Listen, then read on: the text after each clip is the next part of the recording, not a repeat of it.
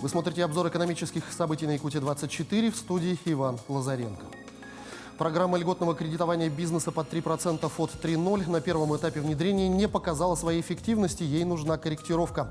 Об этом заявил уполномоченный при президенте России по защите прав предпринимателей Борис Титов.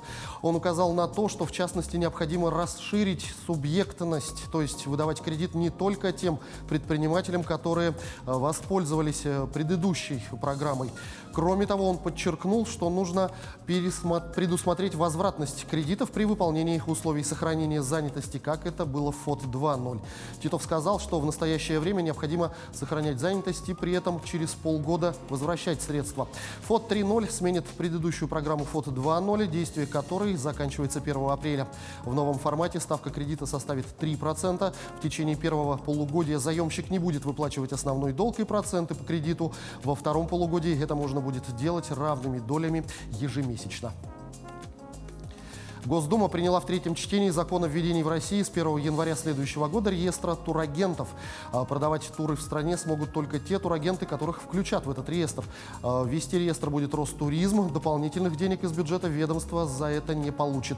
Добавлять турагентов или субагентов в новый реестр будут туроператоры через личный кабинет в системе единого реестра туроператора. Это зафиксирует наличие договорных отношений между туроператором и агентом.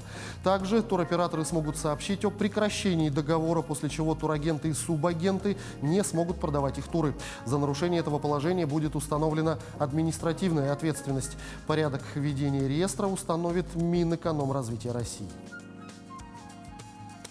С 17 марта родителям, которые решили потратить средства материнского капитала на строительство или реконструкцию жилого дома, не нужно предоставлять в Пенсионный фонд России акт выполненных строительных работ.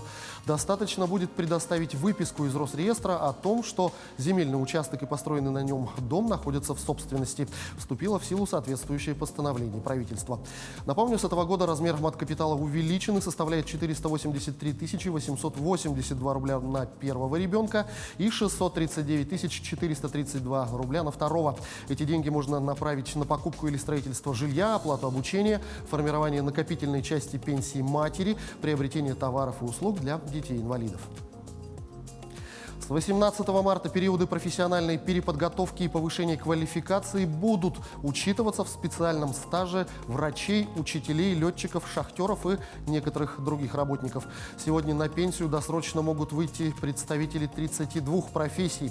Для этих категорий работников важна выслуга лет, непрерывный трудовой стаж. В нем учитываются только те периоды, когда человек трудился полный день и не засчитывается время работы, например, на полставки. Но при этом в него входят больничные дни, отпуск, а теперь и периоды переобучения граждан. Это актуально для представителей тех профессий, которым регулярно приходится повышать свою квалификацию, а в первую очередь для педагогов и медиков. В среднем на свое дополнительное образование учителя, например, тратят около года, а иногда и больше. То же самое и врачи, которые должны проходить профессиональную переподготовку каждые 5 лет. Также досрочно на пенсию могут выйти работники, занятые в тяжелых, опасных и вредных условиях труда, граждане, которые отработали не менее 15 лет в районах Крайнего Севера или не менее 20 лет в приравненных к ним областях. Право на досрочную пенсию получают и многодетные мамы. Если у женщины 5 детей, она выйдет на пенсию в 50 лет. Ростелеком в этом году планирует удвоить инвестиции в Якутию, заявил на встрече с главой республики Айсеном Николаевым вице-президент, директор макрорегионального филиала «Дальний Восток» Ростелеком Андрей Карташов. Стороны обсудили вопросы строительства центра обработки данных в городе Якутске и волоконно-оптической линии связи в поселке Батагай Верхоянского района.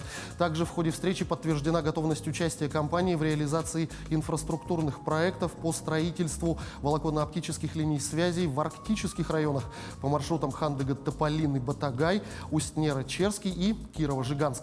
Будет продолжено участие в развитии и модернизации одного из приоритетных сегментов комплекса «Безопасный город» систем видеонаблюдения с функцией распознавания лиц в общественных местах и местах массового скопления людей.